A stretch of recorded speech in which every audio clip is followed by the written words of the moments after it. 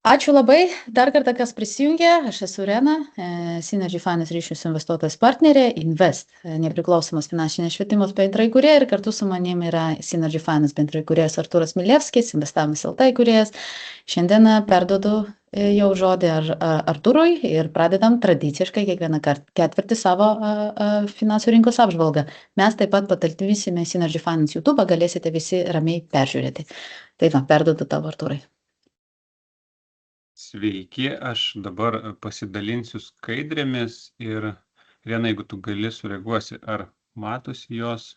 Taip, matosi, viskas gerai matosi. Okay. Tai sveiki visi, pirmą kartą šiais metais sveikinamės ir kaip šiaip kas ketvirtį darom apžvalgas, tai dažniausiai apžvelgiam, sakant, ketvirtį, tai kadangi šį kartą baigėsi metai, apžvelgsim tiek praeitus metus, bet tikrai nesikoncentruosim tik tai į apžvalgą. Mes kaip visada pabandysim nupiešti tam tikrą vaizdą, surinkę info iš aplinkui, ko rinka tikisi šiem metam, kokios pagrindinės tendencijos, pagrindiniai įvykiai, kas judina, sakykime, rinką. Tai šiandieną tokie pagrindiniai klausimai, 25 metų rezultatų tokia apžvalga, ką rodo makroekonominiai rodikliai, kokių palūkanų galim tikėtis, kas prognozuojama akcijom, doleriui, auksui, kaip mes formuojam investicijų portfelius, kurie yra šiek tiek aktyvesni. Tai kaip visada pradėsiu nuo rezultatų skaidrės. Čia jūs matote 25 metų mūsų stebimų pagrindinių turto klasių rezultatus eurais. Tai aišku, matot 5 metų istoriją, bet raudonai apvesta yra 25 metų rezultatai. Tai čia turbūt jau iš karto galit matyti skirtumą tarp 24-3 metų, kai iš esmės viskas brango, tai buvo, tarkim, 23 metais, tik tai žaliavos kaip turto klasė generavo neigiamą grąžą, 24 absoliučiai visos mūsų analizuojamos turto klasės eurais teigiamą grąžą demonstravo. 25 metai turėjo šiek tiek daugiau spalvų. Tai kaip matome nuo minus maždaug 10% blogiausias rezultatas iki plus 45% beveik geriausias rezultatas. Tai daugiau margumo, bet bendrai žiūrint vis tiek labiau dominavo mėlyna spalva, tai yra brangimas. Jeigu taip pabandyti apibendrinti, tai šiaip metai tikrai buvo jie įdomus ta prasme, kad nors mes čia matome, pavyzdžiui, pasaulio akcijos plus 8%, bet tai nebuvo viena tiesia linija į viršų. Metų pirmoje pusėje, kas prisimena, buvo tikrai rimta turbulencija. Trumpas įvedė įvairiausius tarifus, tą vadinamą Trump Liberation Day, ko pasekoje akcijų kainos pasaulyje krito apie 20%. Tikrai buvo nemažai nerimo, bent jau jautėm iš investuotojų. Ir kaip minėjau, buvo gana reikšmingai smūkę. Tačiau po to pats Trumpas tuos tarifus nukėlė, ten buvo 90 dienų toks pereinamasis periodas Kinijai, ten vyko stumdymasis, didesni, mažesni tarifai, bet iš esmės ta aistros nurimo ir dauguma turto klasių atšoko ir metus pabaigė labiau teigiamoj teritorijoj. Tada, jeigu žiūrėti į rezultatus, patys geriausi rezultatai auksui. Ir kas yra įdomu, jeigu žiūrėtume į šitą lentelę, tai pamatytume, kad auksas tai yra vienintelė turto klasė, kuri paskutinius 5 metus iš eilės turėjo teigiamą rezultatą kiekvienais kalendoriniais metais. Ta prasme, daugiau nebuvo. Čia buvo visom kitom turto klasėm neigiami metai, auksas vienintelė ir paskutinius 2 metus auksas buvo pati stipriausia turto klasė. 44% šiais metais vertinant eurais. Doleriais rezultatas būtų dar didesnis. Taip pat ganėtinai gerai sekėsi, tarkim, pasaulio vertės akcijom, išsivyščiusių šalių, bet be JAF akcijom ir panašiai. Tai va čia mes matom 25%, 19% grąža. JAF akcijos akivaizdžiai stagnavo arba atsiliko. Ir čia turbūt galim būtų išskirti ne tik JAF akcijas, bet jeigu jūs pasižiūrėsite, pavyzdžiui, JAF akcijos +4, kai pasaulio akcijos +8, be JAF išsivystęs pasaulis +19. JAF mažos kapitalizacijos bendrovės -4, mažos kapitalizacijos bendrovės be JAF, tai yra visas kitas pasaulis be JAF +14. JAF nekilnojamas turtas -9, NT be JAF +7. Obligacijos tas pats. Tai, mintis yra ta, kad praeiti metai turbūt gali būti pavadinti rotacijos iš JAF, tai nemaža dalim to neigiamo arba prastesnio JAF rezultato, nesvarbu, kokiai turto klasėje atėjo iš silpnesnio dolerio. Aš apie dolerį dar vėliau kalbėsiu, bet dolerio vertė prieš eurą praeitais metais smuko apie 13%. Tai vat ir nemaža dalim to JAF atsilikimo, lyginant su ne JAF, būtent atėjo iš dolerio silpnumo. Kalbant apie Synergy Finance fondų rezultatus, tai mes matom panašią tendenciją. Ta prasme, kad čia šiuo atveju visų fondų rezultatas praėjusiais metais buvo teigiamas, nuo maždaug 3% iš obligacijų krepšelio iki 54% fondo, kuris investuoja į metalų kasybos sektorių. Tai natūralu, auksas viena geriausių turto klasių, šitame fonde nemaža dalis bendrovių jos užsiema aukso kasybą, tai grąža netgi šiek tiek viršijo pačio aukso kainos augimą. Kitas labai stipriai pasirodęs fondas buvo Azijos technologijų fondas, tai vėlgi, ne JAF akcijos, Azijos akcijos, technologijų sektorius, prieš tai šiek tiek silpniau atrodęs, praėjusiais metais labai ženkliai atsitėsė. Kiti, tarkim, akciniai fondai, jie plius minus kaip daugiau negu pasaulio akcijos truputį arba šiek tiek mažiau, bet, sakyčiau, fondų rezultatai ganėtinai neblogai atspindėjo bendrą turto klasių dinamiką. Aš manau, kad čia vieną momentą reikia labai paaiškinti ir patikslinti, nes jeigu grįžtant prie fondų rezultatų, visi fondų rezultatai yra pateikiami eurais ir mes iš investuotojų girdim, kad jie siunčia mums ten S&P doleriais arba Nasdaq doleriais arba dar pasaulio akcijų doleriais rezultatą ir lygina su fondais. Tai jeigu žiūrėtume rezultatai doleriais, tai mūsų fondų rezultatas dar būtų bent jau plus 12% prieš. Aš turėsiu skaidrę, kur tą parodysiu labai akivaizdžiai, bet taip, ta prasme, reikia lyginti obuolius su obuoliais ir negalim, daug kas daro klaidą, lygina tiesiog, pavyzdžiui, kažkokį fondo gražą eurais su kito fondo graža doleriais, kur yra, ne kiekvienais metais yra tokie dideli valiutų išsiskyrimai, bet tais metais, kai jie dideli, tai jie labai stipriai gali tą rezultatą iškreipti ir, teisingiausia lyginti yra visus rezultatus tą pačią valiutą. Tai galim lyginti viską doleriais, galim lyginti viską eurais, bet negalima tų valiutų miksuoti. Tai dabar kokia situacija su ekonomikos, sakykime, sveikata? Tai kas jau ne pirmą kartą žiūri šitas ryškias apžvalgas, tas jau matęs šį rodiklį. Čia mes turime tokį vadinamą aplenkiantį indikatorių, tai yra OECD organizacijos skaičiuojamas aplenkiantis arba leading indikatorius. Jisai susideda iš krūvos įvairių indikatorių, bet iš esmės jisai parodo G20 šalių ekonominę tendenciją. Ir jisai gali kilti, gali smukti. Jeigu jo vertė kyla, tai reiškia, kad ekonomika auga daugiau negu vadinamas trendas. Jeigu jo vertė krenta, tai ekonomika auga lėčiau negu trendas arba gali netgi trauktis. Tai šiai dienai mes vis dar turim vadinamą augimo stadiją, indikatoriaus vertė kyla. Tokioj stadijoje dažniausiai mūsų logika yra galim investuoti agresyviau, galim investuoti daugiau į akcijas ar kitas rizikingesnės turto klasės.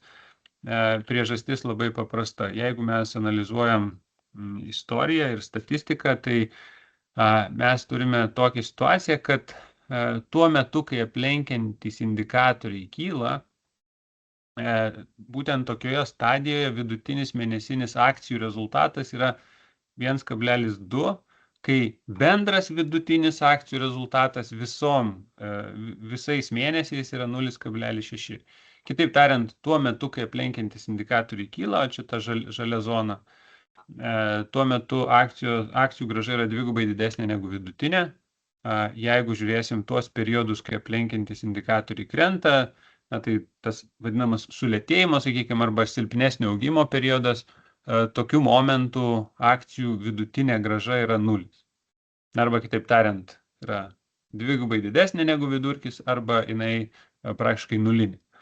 Tai šiai dienai aplenkiantis indikatoriai vis dar signalizuoja augimą. Tas augimas tikrai nėra nei ten labai stiprus, žiūrint istoriškai, nei kažkoks perkaitimas, bet bendrai tas rodiklis rodo augimą ir jau gana netrumpai, bet situacija, kalbant apie tą makro rodiklį, yra tokia.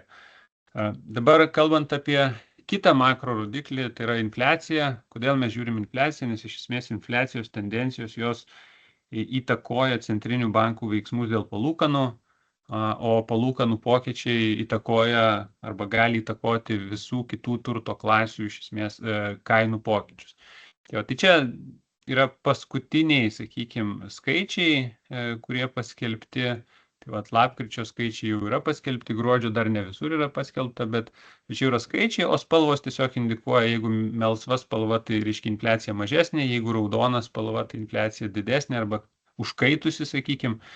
Tai šiai dienai, tai bendrai apibendrinant, galim būtų teikti, kad pasaulyje infliacija nėra problema šiuo metu, kaip kad, tarkim, buvo po pandemijos, jinai yra mažesnė, bendrai labiau mažesnė Europoje, šiek tiek didesnė, tarkim, UK, Amerikoje, kas keista, netgi Japonijoje.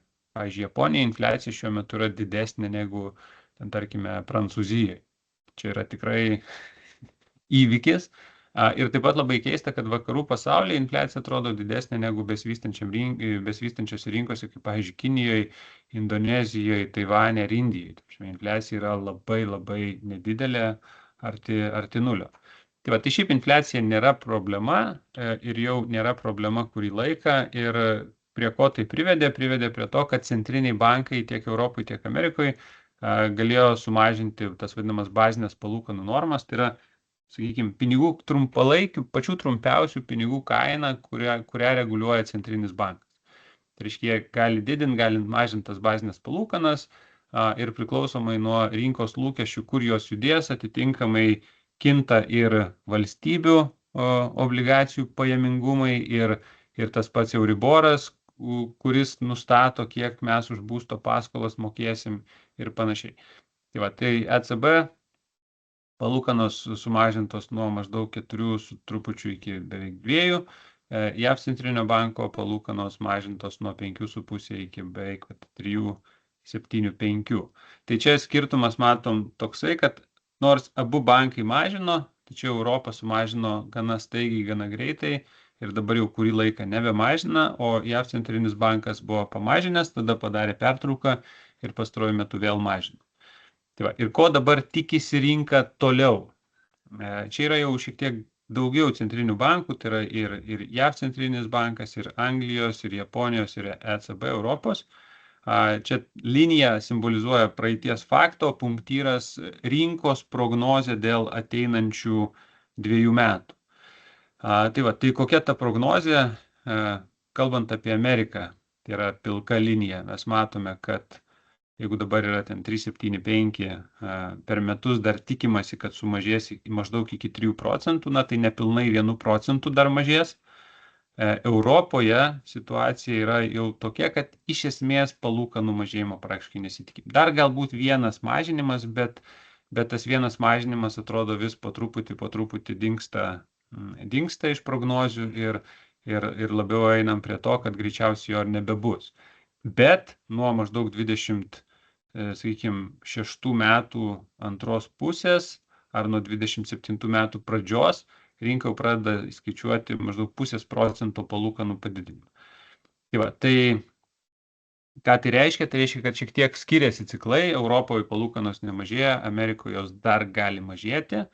Ir tas palūkanų skirtumas tarp JAV ir Europos, jisai turi vieną iš didžiausių įtakų būtent ir valiutų kursui. Tai reiškia, jeigu palūkanos Amerikoje, pavyzdžiui, bus mažinamos daugiau negu dabar rinka tikisi, tai doleris toliau gali dar labiau atpigti. Jeigu, pavyzdžiui, Europa pakels palūkanas greičiau negu rinka tikisi, vėlgi, reiškia, Europoje palūkanos didėja, Amerikoje mažėja, vėlgi tai yra tokia situacija naudinga labiau eurui, o ne tokia naudinga, arba kitaip tariant, dolerį silpninanti.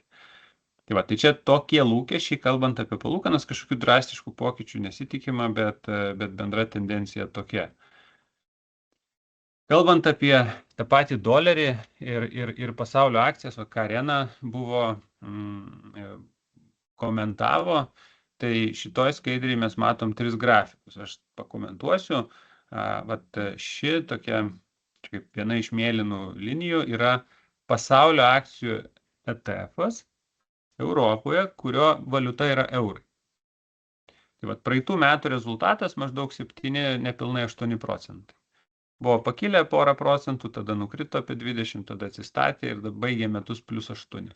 Kita mėlyna linija, šita jau, kurie aukščiau baigėsi +22, yra visiškai tas pats ETF-as, kurio valiuta yra doleriais, jisai prekiavimas Londono biržoje yra, bet yra tas pats ETF-as, tik tai kita valiuta išreikšta akcija to ETF-o. Tai rezultatas +22. Skirtumas yra žalia linija, tai yra euro-dolerio santykis. Ir čia matom yra +14, tai reiškia euras prieš dolerį per praeitus metus pagal šitą grafiką pakilo 14%. Ir mintis tokia, jeigu mes sudedam prie 14, pridedam beveik 8 ir gaunam tos 22. Tai čia yra mintis ta, kad šitos dvi kreivės, abi mėlynos kreivės yra visiškai tas pats daiktas, tik tai išreikštas skirtingom valiutom. Ir jūs negalit lyginti tų dviejų daiktų, nes tai yra tas pats daiktas, tik tai skirtingom valiutom. Tai čia mintis tiesiog ta, kad praeitais metais Europos investuotojų į, pavyzdžiui, dolerinį turtą, jeigu jisai žiūri tą grąžą investicijų doleriais, jisai mato maždaug 14% didesnę grąžą, negu jinai būtų reali, pakonvertavus į eurus. Paprastai kalbant, jeigu jūs investuojate ir į valiutą, į tuos indeksus arba akcijas ir matote, kad jums ten labai sekasi, +20% ten grąžos, tai turėkite omeny, kad tiesiog jūs matote dolerinį rezultatą, o jeigu konvertuotumėte į eurus, ką jūs matote su Synergy, tai reikėjo dar -14% atimti. Tada matytumėt ir galėtumėte lyginti.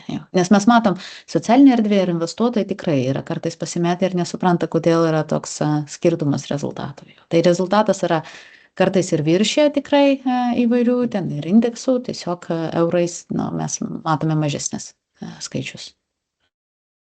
Tai čia aš, ta prasme, turbūt dar paprasčiau paaiškinti šitą būtų jau sudėtinga, nes mintis yra tiesiog tokia, kad jeigu mes tą mėlyną kreivę, tai yra, sakykime, pasaulio akcijų ETF-o kaina eurais. Mes kiekvieną dieną ją padaugintume iš eurų USD kurso, gautume kažkokią kainą doleriais. Ir ją atvaizduojam šičiai. Ir tai yra, sakau, tie patys du daiktai ir jų lyginti negalima, tai turim lyginti obuolius su obuoliais. Reiškia, visas investicijas šiaip reikėtų, bent jau mano patarimas būtų lyginti tą pačią valiutą, kadangi esame Europoje, viską pajamas dauguma gaunam eurais, nebent yra žmonių iš Danijos ar iš UK žiūrinčių, tai jų situacija kitokia, bet mes didžioji dalis pajamų yra eurais, išlaidos eurais, tai turėtume ir investicijų vertę skaičiuoti eurais. Tai čia buvo praeitų metų tas akcijų rezultatas jau grafiškai atvaizduotas, kad matytume, kas buvo. Tai čia buvo tas didysis kainų kritimas. Balandžio, jeigu neklystu, 8 diena buvo dugnas. Nuo to iš pradžių gana staigiai atsitėsi ir po to taip stabiliau augo. Dabar, kokios dalys sudarė praeitų metų akcijų grąžas? Tai čia yra grafikėliai, kurie ir atsako į tą klausimą, aš pabandysiu pakomentuoti. Čia yra 25 metų įvairių akcijų regionų grąžos. Čia teikiam doleriais jau, kaip matom, JAF akcijos 18%, čia yra dolerinis rezultatas. Bet yra skirtingos spalvos. Dabar, ką jos reiškia? Tai pradėsiu nuo paprasčiausios. Šviesi mėlyna spalva reiškia yra dividendai. Tai reiškia skirtingi regionai, skirtingai mokėjo dividendų. Pavyzdžiui, Europoje buvo gal 4% dividendų, Amerikoje gal buvo labiau 1%. Tamsi mėlyna zona rodo, kiek augo įmonių pelnai. Tai va, pavyzdžiui, Amerikoje įmonių pelnų dalis visoje grąžoje sudarė didžiąją dalį. Čia, jeigu aš taip nesuklysiu, apie 12% praeitais metais augo JAV įmonių pelnai ir jie sudarė didžiąją dalį visos metinės grąžos. Pavyzdžiui, Kinijoje pelnai augo ten apie 5% gal tik tai ir sudarė labai nedidelę dalį visos praeitų metų grąžos. Vat įdomiausia pasižiūrėti eurozoną, kur dividendai ir pelnas sudarė apie 10% grąžos, tai čia yra va ta tikroji grąža.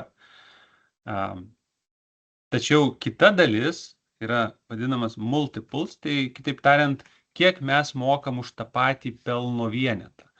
Tai vat, Amerikoje ta pilka zona labai neženkliai pasikeitė, bet vis tiek turėjo teigiamą įtaką. Čia kokie 3% papildomai buvo tiesiog akcijų kainų padidėjimas. Bet Europoje šita dalis sudarė beveik 15%. Labai daug sudarė ir Kinijoje, gana nemažai sudarė tiek besivystančiose rinkose, tiek Japonijoje.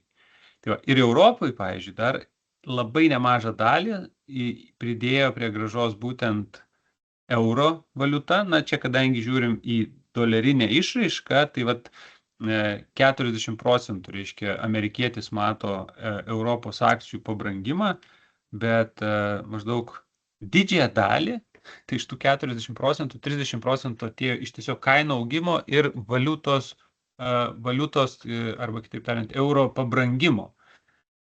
Tai ką reikia šitoje vietoje žinoti, kad ilgainiui, jeigu žiūrėsim pastarųjų 15 metų vidurkius, tai nei valiuta, nei ta violetinė, nei pilka zonos spalvos jos nesudaro didelės dalies, jos šiaip turėtų būti artimos nuliui. Ilgainiui didžiąją dalį iš akcijų grąžos sudaro dividendai ir pelnų augimas. Tai va, čia tas matosi tiek Kinijos atveju, tiek eurozonos atveju, tiek, čia šiek tiek valiutai įtakoja, bet Amerikos atveju irgi didžiąją dalį sudaro pelnų augimas ir dividendai. Trumpų laikotarpių valiuta gali ženkliai įtakoti ir tas vadinamas multiple expansion arba contraction irgi gali ženkliai įtakoti. Rena, tu kažką norėjai paminėti? Taip, aš norėjau tiesiog, kokią išvadą turėtų daryti investuotojas, kai mato tas multiples dalyką ir žiūrint į norą investuoti toliau į tą regioną. Tai čia galima turėti omeny, jeigu žiūrint tą regioną, kuris labiausiai turbūt augo šiandien Azija ir Kinija, kompanijos nepateisins tuos lūkesčius, kurios rinka šiandien įkainoja ateitį, kad jie neuždirbs tiek pinigų, kiek dabar planuojama, tai tas vidurkius, kuriuos matome, kad mes juos pasieksime ir galim pamatyti korekcijos. Tai kuo daugiau multiples, tuo jeigu nepateisins lūkesčius, galim pamatyti kažkokios volatilumą didesnį, korekciją, kaip čia paprašiau pasakyti. Aš čia truputį dar pridėčiau, tai reiktų žiūrėti, iš kur mes atėjom dar. Pridėčiau prie to, kad taip, čia tiesiog mintį supraskite tai, kad jeigu, pavyzdžiui, Kinijos atveju, multiple expansion dalis yra maždaug 20%. Ką tai reiškia? Tai reiškia, kad įmonė, kuri uždirbo milijoną, prieš tai kainavo, pavyzdžiui, 10 milijonų, dabar jinai uždirba milijoną ir kainuoja 12 milijonų. Tai prasme, kad už tą patį milijoną pelno mes sumokam 20% daugiau, nors pelnas nepaaugo. Tas multiple gali plėstis dėl lūkesčių, kad tikisi, jog kitais metais pelnai augs. Gali būti dėl to, kad pinigai plaukia iš Amerikos į kažkur kitur ir tiesiog ten parduoda, čia perka. Gali pirkti dėl trumpalaikių spekuliacinių dalykų, bet iš principo reikėtų žiūrėti, iš kur mes ateinam. Ir tą atsako sekanti skaidrė. Tai čia iš principo ir yra bandymas šitoj lenteliai parodyti, kur dabar yra tie įverčiai. Reiškia, kur yra tas vadinamas multiple arba PE rodiklis lyginant su istorija. Tai JAV akcijos prieš kitas rinkas atrodo vis dar brangiai. Nors praeitais metais to vadinamo multiple expansion buvo nedaug, JAV akcijos reiškia, prieš metus buvo šičia mėlyna spalva, o metų pabaigoje 25 buvo čia. Tai tas pokytis buvo neženklus, multiple expansion, bet JAF akcijos, jos šiaip jau buvo istoriškai brangios.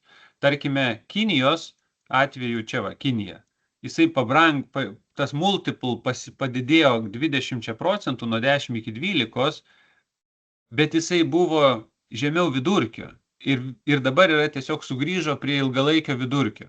Ten, tarkime, eurozonoje akcijos buvo įvertintos santykinai taip vidutiniškai, jos kainavo tiek pat, kiek vidutiniškai kainuodavo per paskutinius 20 metų.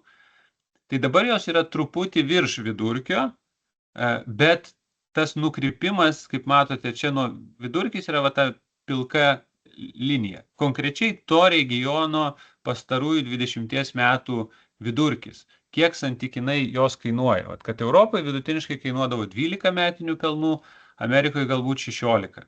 Bet dabar Amerikos nukrypimas yra gerokai didesnis nuo to vidurkio negu Japonijos, negu besivystančių rinkų, negu Kinijos ir netgi negu tos pačios Europos. Tai va, tai čia aš tą norėjau pasakyti, kad nors ir tas multiple expansion buvo gana didelis daugumoje rinkų, išskyrus JAV, bet vis tiek mes dar nesam toli gražu taip toli nukeliavę ir taip pervertinti kaip Amerikoje. Daugumoje rinkų mes tiesiog grįžom prie viduriuko ir taškas. Bet taip, ta dalis yra labai ženkliai svyruojanti, jinai paremta lūkesčiais labai stipriai ir jeigu lūkesčiai nepasiteisina, tai labai greitai galim susitraukti. Tai va, o kitas grafikėlis, tai reiškia dešiniai pusėje, kur jūs matot stulpelius tiesiog pilkus arba žalius, tai yra kaip rinka tikisi augs pelnai 26 metais skirtingose regionuose. Ir čia yra labai įdomus dalykas, reiškia visuose čia regionuose pateiktuose pasaulio, JAV, Eurozonos, UK, besivystančių rinkų Kinijos, įmonių pelnų augimo tikisi virš 10%, tarp 10 ir 15, sakykime. Tik besivystančios rinkos yra netgi labiau 18% augimas tikimasi. Tai va, tai 25 metais buvo, ganėtinai skirtingai, tarkim, Eurozona be UK buvo netgi pelnų labiau mažėjimas, UK tik 5% augo, Kinija irgi gana neženkliai, bet šie metai tikimasi dviženklių pelnų augimų ir praktiškai visur. Tai va, tai jeigu mes žiūrėtume tik tai tą dalį, kur ateina iš dividendų ir pelno, tai mes galėtume drąsiai tikėtis, kad šiais metais akcijos brangs 10% ir daugiau. Bet mes negalim tiksliai arba taip tiksliai pasakyti, kiek tas vadinamas akcijų įvertis pasikeis. Ar tas PE didės, o gal jisai mažės ir gal sumažės, jisai suvalgys visą tą pelno augimą. Tai šito mes pasakyti negalim, bet mes galim pasižiūrėti, o ką prognozuoja kiti bankai, kokios yra, sakykime, vidutinės projekcijos. Tai va, tai ta proga sekančiai skaidriai dalinuosi visų pirma JAF akcijom, įvairių bankų projekcijom, kur bus S&P 500 indeksas 26 metų pabaigoje. Tai va, 25 metus jisai baigė netoli 7000 punktų ir čia yra skirtingų bankų projekcijos, tai kaip matome, prognozės yra nuo 7 iki 8 tūkstančių.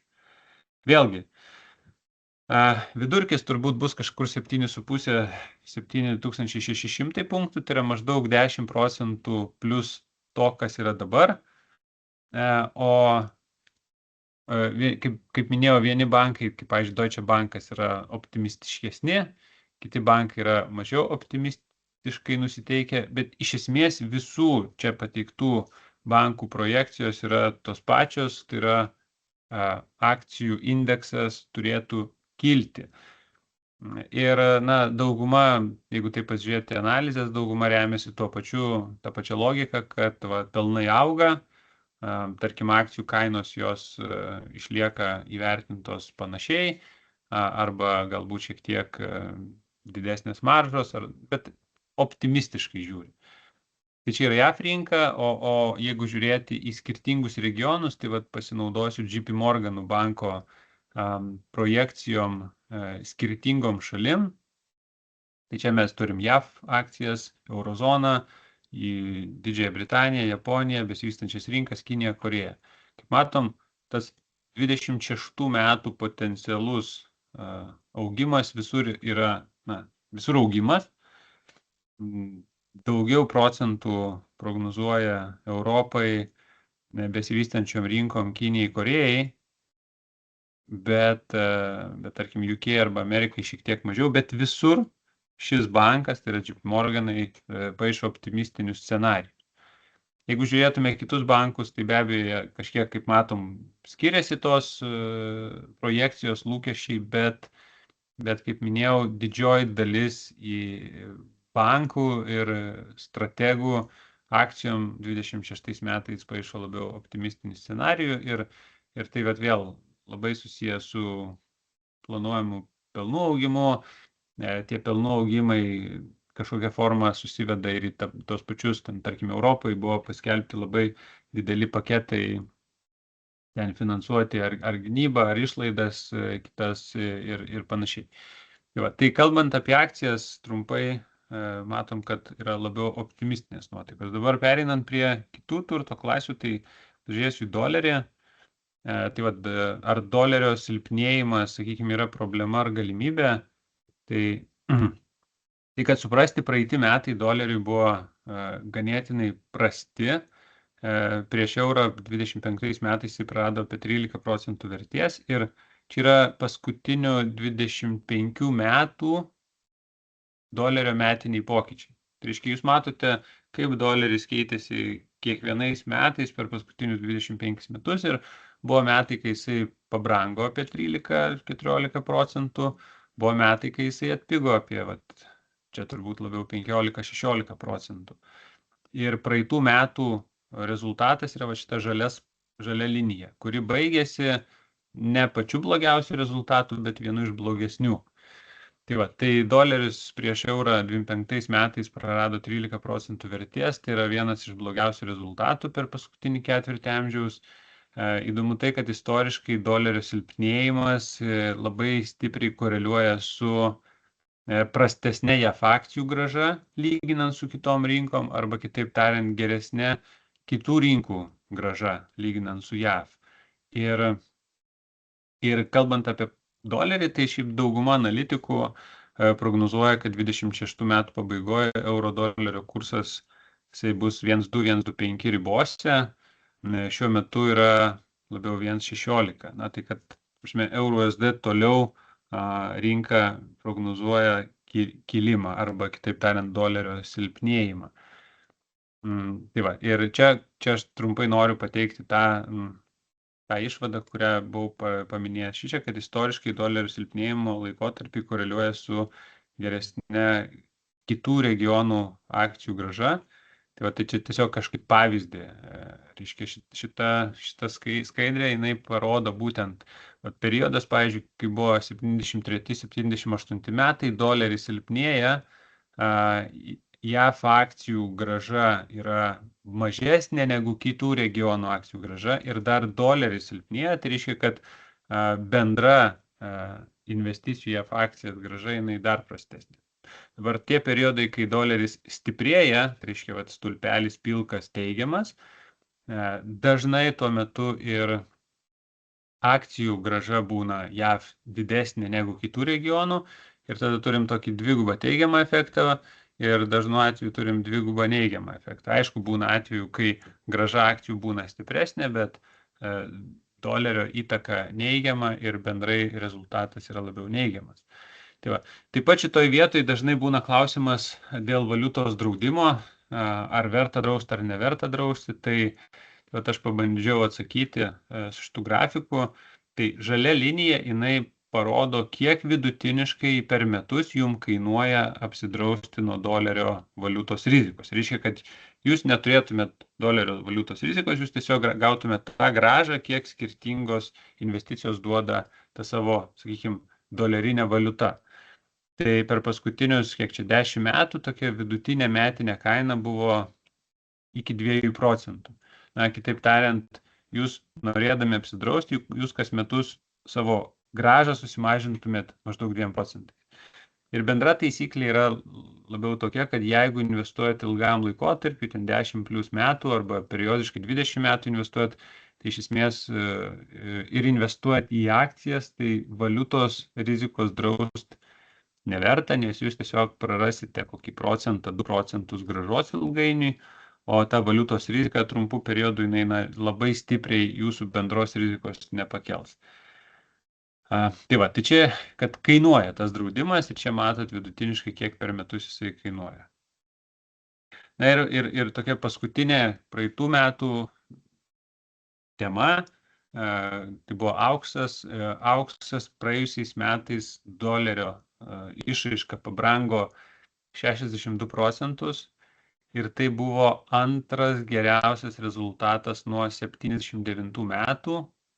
Tuo metu pabrango 100%. Ir sekantis geriausias rezultatas buvo 2007 metai, berods plus 30%. Tai reiškia, praeiti metai buvo dvigubai geresni negu trečias rezultatas, bet dvigubai prastesni negu pats, sakykime, pirmas metinis rezultatas. Tai va, tai kas įtakojo praėjusiais metais tą aukso kilimą? Šiaip, aš kaip sakau, buvo atrodo ideali audra, ta prasme, kad viskas sukrito į vieną vietą. Tai reiškia, doleris silpnėja, Trumpas su savo, kaip čia negali pasakyti, bajeriais, bet su savo tarifų reiškia, ir kitom politikom, veiksmais, reiškia, tik tai didino tą geopolitinę įtampą, tą prekybos neapibrėžtumą. Dabar kas vyksta su Grenlandija, NATO klausimais. Tai tiesiog kelia investuotojų ne tai, kad paniką, bet nerimą. Ir visi šitie dalykai iš esmės veda prie didesnės paklausos auksui. Ta pati aukso kaina kylanti, jinai, manau, irgi turi tokį papildomą efektą, tiesiog kuo daugiau brangsta, tuo daugiau nori tą traukinį šokti. Ir mes jau turim 2 metus iš eilės aukso kainą brangstančią 30+%. Bet geopolitinė įtampa ir prekybos neapibrėžtumas, tai vat JAV tarifų politika, pasauliniai konfliktai skatina investuotojus ieškoti saugesnio prieglobsčio, o mes jau ne kartą esame minėję, kad jeigu analizuojam per paskutinius, sakykime, 50 metų tuos periodus, kai akcijų kainos krito 20% ir daugiau, tai auksas tais periodais arba neprarado vertės, arba netgi labiau pabrango. Antras būtų silpnėjantis JAV doleris, reiškia, tai silpnėjantis JAV doleris istoriškai turėjo neigiamą koreliaciją su auksu. Šiaip doleris pinga, auksas dažniausiai brangsta. Tas pats auganti centrinių bankų ir investuotojų paklausa, tai labai akivaizdžiai matom, kad centriniai bankai vidutiniškai 2–3 kartus daugiau perka aukso per paskutinius 3 metus, negu kad prieš tai pirkdavo. Taip pat sugrįžo paklausa iš ETF investuotojų. Investuotojai taip pat tiek Azijoje, tiek Europoje ir Amerikoje perka monetas, luitus. Tai viskas atrodo sukrito į vieną krūvą, visi 3 elementai. Ir tai turėjo labai ženklę teigiamą įtaką. Tik tai aš norėčiau pabrėžti vieną labai tokį svarbų dalyką, kad su auksu yra ganėtinai lengva įsivertinti, kokia jo yra savikaina. Tai reiškia, kiek įmonėm, kurios išgauna aukso, kiek kainuoja išgauti tą Trojos unciją aukso. Tai be abejo, tos kasyklos jos skiriasi, bet yra tokia organizacija World Gold Council, pasaulinis aukso konsulas. Jie skaičiuoja visų oficialiai veikiančių kasyklų aukso išgavimo savikainą, arba ne jos skaičiuoja, bet tos įmonės pateikė. Ir jeigu aš nesuklysiu, tai yra savikaina apie $1,5–2 tūkstančius už Trojos unciją. Dabartinė rinkos kaina artėja prie 5,000. Tai mes turime, kiek čia, 150% maržą. Tai aš asmeniškai nepamenu, kada būtų buvusi tokia didelė marža, ir prie ko tai veda, iš dalies tai veda prie didesnės pasiūlos. Įmonės turi labai didelį motyvą išgauti daugiau ir patekti rinką daugiau, bet tai taip pat parodo, aš kaip sakyčiau, truputį iš vienos pusės ir baimę investuotojų pusės, tai kad aukso kaina man kažkokią formą transliuoja tą nerimą investuotojų. Bet iš šios pusės ir, na, ta vadinama masių psichologija, kad tiesiog dabar aukso rinkoje gal ne tiek, bet kas pasižiūrės į sidabrą, nu tai tikrai gali drąsiai pasakyti, kad kosmosas yra. Tai nėra normalūs dalykai, kai pamatai, kiek į aukso ir į sidabro ETF-us atėjo naujų pinigų ir kaip tie nauji pinigai kelia kainą, jau nėra normalūs dalykai, tai labiau yra ta vadinama rinkos euforija. Tai šitoje vietoje su auksu labai atsargiai reikėtų būti. Aš, Artūrai, kadangi mes laiko jau labai nedaug turim, dar pabandom paraleliai ir tuos klausimus atsakyti, kad, nu, vat, kurie aktualūs. Tai pirmas ten, Mildos klausimas apie tą $7, ar tai gerai JAV eksportuotojams. Tai taip, nu, toks ir tikslas, jo stiprinti JAV gamintoją. Į Trumpui gal netaip svarbu, ar JAV piliečiai ten brangiau valgys kokios Toskano Italijoje, bet jų tikslas yra stiprinti. Jeigu tai pasižiūrėti, tai vienas iš Trumpo tikslų buvo silpninti dolerį, nes visom eksportuojančiom šalim ypač pigesnė valiuta yra geriau, nes tada jų prekės, lyginant su kitų šalių regionų prekėmis, tampa pigesnės. Bet tai va čia viskas susiveda į tą politiką, kad jis nori sugrąžinti gamintoją į Ameriką. Jeigu susigrąžina gamintoją ir ta prekė, kuri pagaminama Amerikoje yra 10-20% tampa pigesnė dėl valiutos, tai jinai yra konkurencingesnė. Bet atsakant, taip, tik tai bėda ta, kad, kaip matot, kiek Trumpas deda pastangų, pavyzdžiui, bandydamas spausti JAV centrinio banko vadovą, kad palūkanas dar labiau mažint, bet jam vis nesigauna ir nepasiduoda tas centrinio banko vadovas, ką jis ir turėtų daryti, jis turėtų nepasiduoti politiniam spaudimui, bet nėra, kad tas doleris, reiškia, jisai nuvertėjo 10%, bet jisai nenuvertėjo 20 ar 30%, kas irgi yra istoriškai buvę. Dabar dėl prognozių. Čia geras klausimas, Artūras kaip tik rodo ir prognozių klausimą. Taip.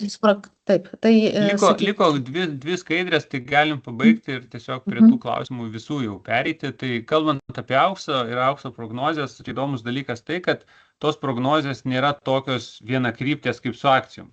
Su akcijom JAV buvo, kad brangs tik tai vienur daugiau, kitur mažiau.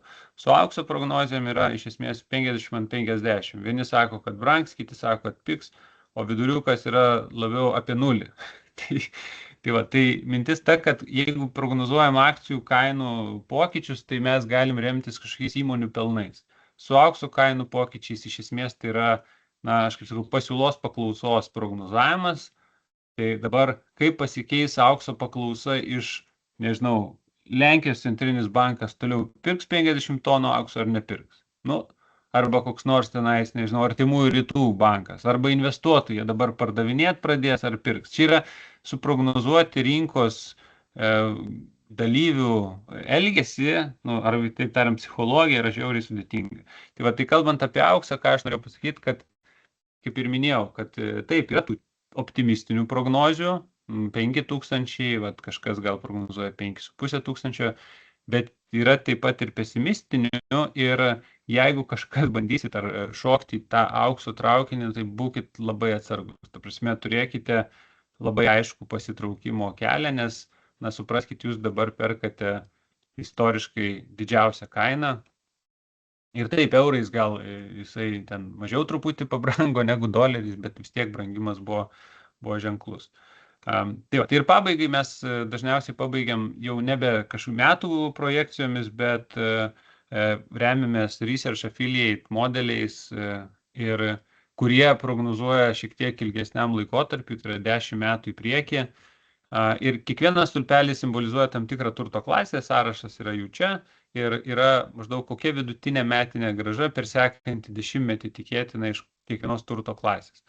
Tai surikiuota nuo didžiausios iki mažiausios, raudonas stulpelis simbolizuoja akcijų turto klasę, tas tamsus mėlynas obligacijos, geltonas nekilnojamo turto instrumentai ir panašiai. Tai ką mes matome, kad didžiausia grąža prognozuojama mažų kompanijų, reiškia išsivyščiusių rinkų mažų įmonių akcijom, išsivyščiusių rinkų be JAF akcijom, besivystančiom rinkom, Europą, JAF mažos įmonės, tuo tarpu JAF didelės įmonės arba išsivystęs pasaulis su JAF grąža yra gerokai mažesnė, čia kalbam apie 3-4%, bet čia yra prognozė remiantis tam tikrų metodų, kuris be abejo jisai nėra 100% patikimas, bet jeigu žiūrėti daugybę tyrimų, tai būtent toks metodas, kokį jie taiko, yra vienas iš patikimiausių, nes visi kiti ten labiau kalbam apie 50/50. Tai šitoje vietoje tiesiog pabaigai galėčiau apibendrinti, į kokias kryptis orientuojasi aktyvesni Synergy fondai. Tai tarkim, Momentum fondas šiuo metu jisai didelę dalį investavęs yra į ne JAF akcijas, tai yra tiek Europą, Aziją, tiek besivystančios rinkos. Taip pat turi aukso poziciją jau daugiau negu 2 metus. Tuo tarpu Global Equity fondas, jisai turi kažkiek JAF akcijų, bet vis tiek didelę dalį yra nukreipęs į ne JAF akcijas.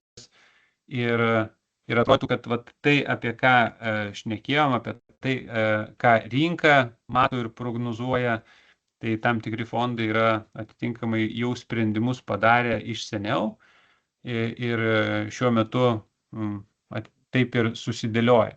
Tai trumpai išvados būtų tokios, kad 25 metai buvo permainingi, bet baigėsi pozityviai.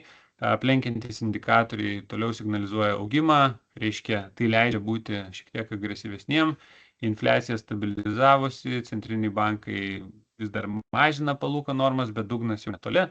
26 metais dauguma analitikų žvelgia optimistiškai, tikimasi dolerio silpnėjimo, akcijų brangimo ir aukso irgi labiau brangimo, bet išsiskirimas yra ten, sakykime, gana ženklus. Vertinant ilgalaikį laikotarpį, tarkim 70 metų, atrodytų, kad reikėtų didesnį svorį, reiškia, nukreipti į pigesnius akcijų regionus, tai yra mažos įmonės, išsivystęs pasaulis be JAF, besivystančių rinkų akcijos. Ir pabaigai be abejo, kaip čia aš pabaigsiu taip, tikėkitės netikėtumo ir kad tas netikėtumas jūsų neprigautų, tai tiesiog diversifikuokit portfelį. Artūrai, mes jeigu ką nematom tave, žinai, ar čia aš vieną nematau, bet kažkur dingo tavo video. Kol kas aš paleidžiau dar vieną klausimyną ir jeigu galite pažymėkite, ar buvo įdomu ir pilnai suprantama, tai yra taip, reiškia, pirmas atsakymas, kad viską supratot ir buvo įdomu. Antras atsakymas, kad beveik viską supratot, o trečias, kad trečdalį ir daugiau nesupratot. Tai man padės ir mums padės ateityje savo visą tą prezentaciją dėliot, praktiškai didžioji dauguma viską suprato, ketvirtadalis beveik. Ir grįžtant prie klausimų, Artūrai, dabar jau tave metom, grįžtant prie klausimų, tai pagrindinis klausimas ten ir visada investuotojams lieka su tom prognozėm, kaip jos yra. Ten nesvarbu net ir apie JAF akcijas. Ir klausimas buvo, kad JAF akcijų prognozės buvo darytos prieš Grenlandiją.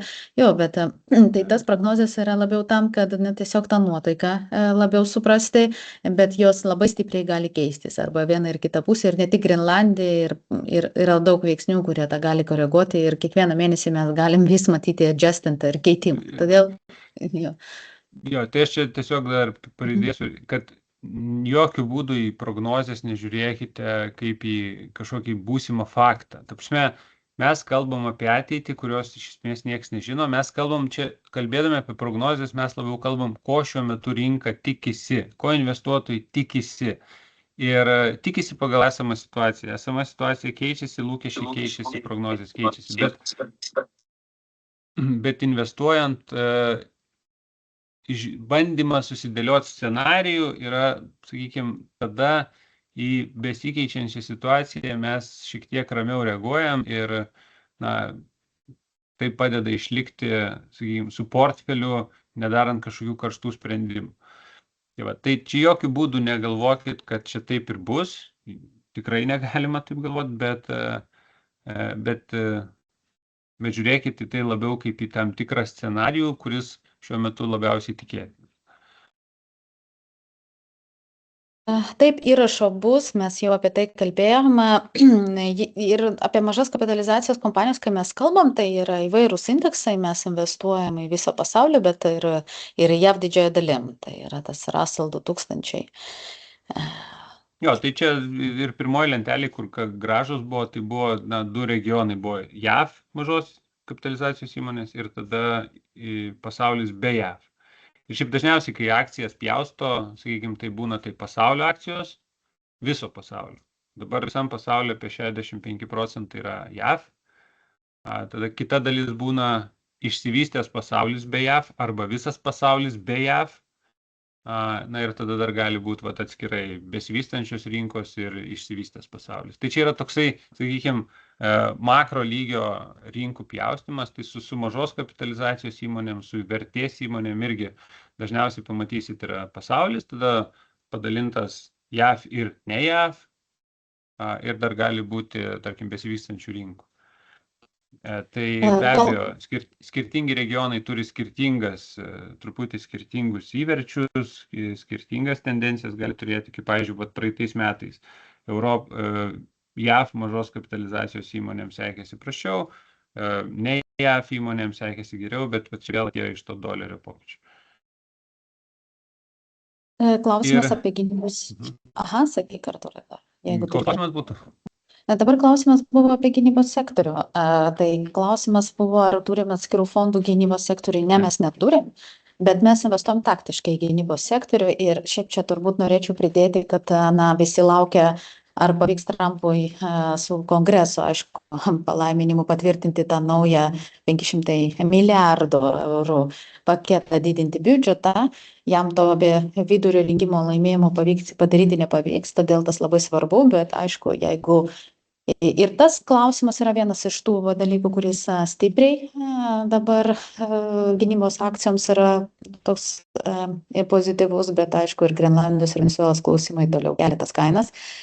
Bet mes į fondus tokius nišinius neinvestuojam, tačiau kaip ir visi mūsų fondai pagal savo tipus, jie gali taktiškai arba užėti arba išeiti iš tų temų. Tai gynybos sektorių mes taktiškai investuojam. Tai.